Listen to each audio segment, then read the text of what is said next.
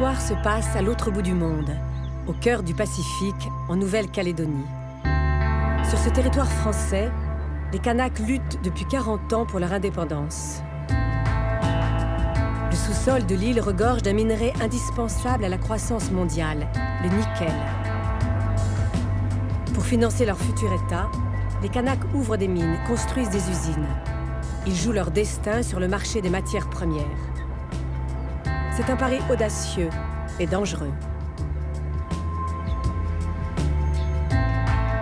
Ce peuple d'à peine 100 000 personnes peut-il se faire une place dans l'économie mondiale? Peut-il résister à la voracité des multinationales? Les Kanaks ne risquent-ils pas d'y perdre leur âme? De passer d'une dépendance politique à une dépendance économique? Aujourd'hui, en Nouvelle-Calédonie, une page d'histoire est en train de s'écrire. L'histoire d'une décolonisation comme la France n'a jamais réussi à en mener. Une décolonisation pacifique sur fond de guerre planétaire pour l'accès aux matières premières.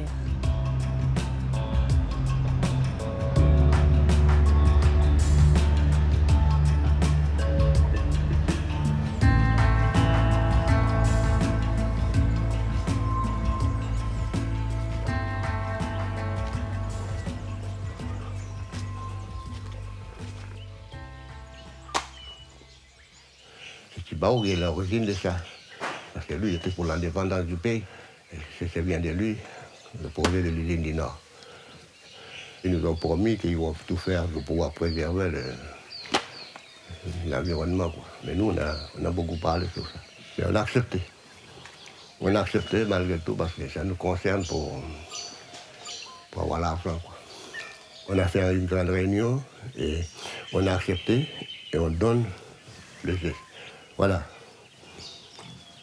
Exploiter le massif. Fait tomber les gailloux, bouger ce qui a bougé, fait tomber ce qui a tombé, sortez du minerai. Voilà. C'est la parole donnée, on ne revient pas là-dessus.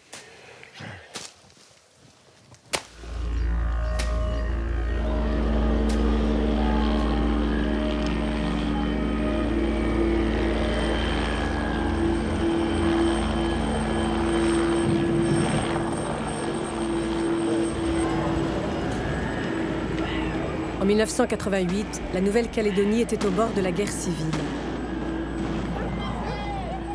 Pour l'éviter, l'indépendantiste kanak Jean-Marie Tjibaou et le loyaliste caldoche Jacques Lafleur signaient les accords de Matignon.